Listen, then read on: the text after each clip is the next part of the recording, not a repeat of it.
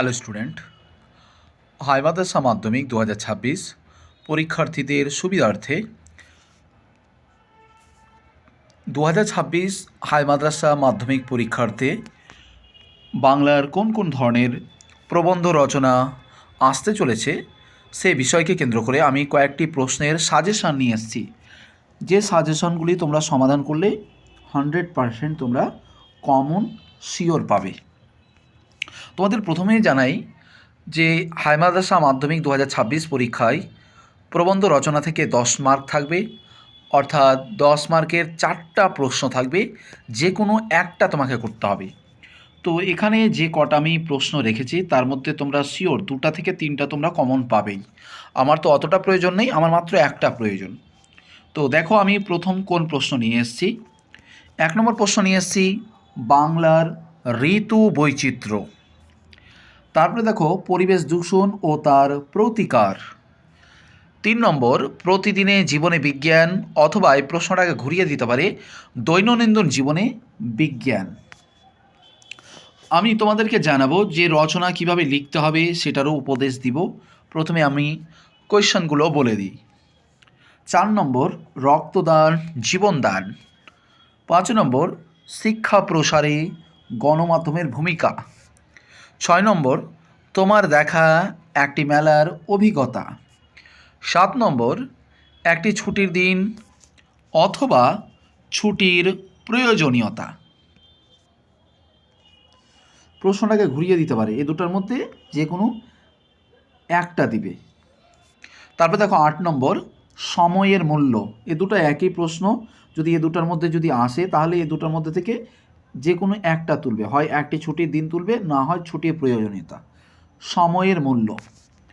তো আমি এই প্রশ্নগুলো তোমাদেরকে 8টা প্রশ্ন বললাম, তোমরা প্রত্যেকেই এই প্রশ্নগুলি সমাধান করো, তাহলে তোমরা কমন পেয়ে যাবে। 8টা প্রশ্ন সমাধান করলেই পেয়ে যাবে। এবারে আসি আসল বিষয়ে, কি যে আমরা প্রবন্ধ কীরকম লিখব। দেখো তুমি 4টা প্রশ্নের মধ্যে যে প্রশ্নটাই তুমি লিখতে যাও না কেন, ধরো পরীক্ষায় চলে এসছে, সাপোজ ধরে নাও প্রতিদিনে জীবনে বিজ্ঞান, এই প্রশ্নটা চলে এসছে, তাহলে আমাকে প্রথম কি কাজ, দাগ নম্বর দিয়ে সুন্দরভাবে আগে আমাকে খাতায় হেডিং করতে হবে বা শিরোনাম তুলতে হবে খাতার মাঝ বরাবর।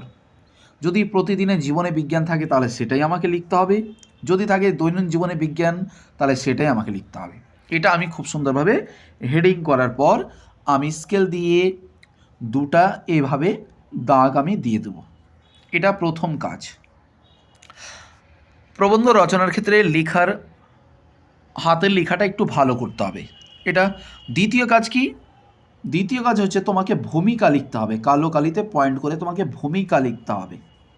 এই যে ভূমিকা, এবার ভূমিকা দিয়ে তুমি 3টা 4টা লাইন তুললে, হ্যাঁ, যে বিজ্ঞান ব্যবস্থা আগে যতটা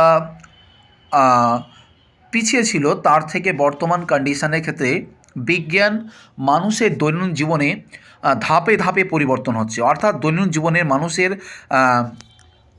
চাহিদা এতটাই বৃদ্ধি পেয়েছে যে বিজ্ঞান ছাড়া মানুষ এগোতেই পারে না। এরকমভাবে তুমি একটা ভূমিকা বানালে। তারপরে তুমি এখানে পরবর্তী পয়েন্ট করলে বিজ্ঞানের প্রয়োজন, বিজ্ঞান কেন আমাদের প্রয়োজন তুমি লিখলে। তারপরে তুমি দিলা, তারপরে তুমি পয়েন্ট করলা যে বিজ্ঞানের ক্ষেত্রে উপকারিতা।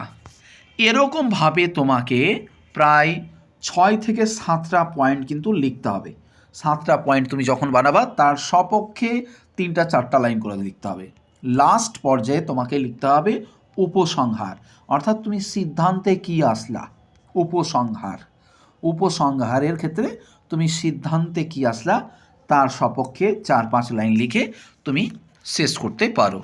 তাহলে এই হচ্ছে প্রবন্ধ রচনার আলোচনা। তোমরা প্রত্যেকে দেখে নাও। যারা এটার পিডিএফ পেতে চাইছো তোমরা গ্রুপে যুক্ত হও। হোয়াটসঅ্যাপ গ্রুপে যুক্ত হতে গেলে ভিডিও ডেসক্রিপশান বক্সে একটা লিঙ্ক আছে, সেখানে ক্লিক করলেই তোমরা গ্রুপে যুক্ত হয়ে এই পিডিএফটা নিতে পারো এবং প্রশ্নগুলো দেখে তোমরা সমাধান করো। তো আজ এই পর্যন্তই, দেখা হচ্ছে পরবর্তী ক্লাসে।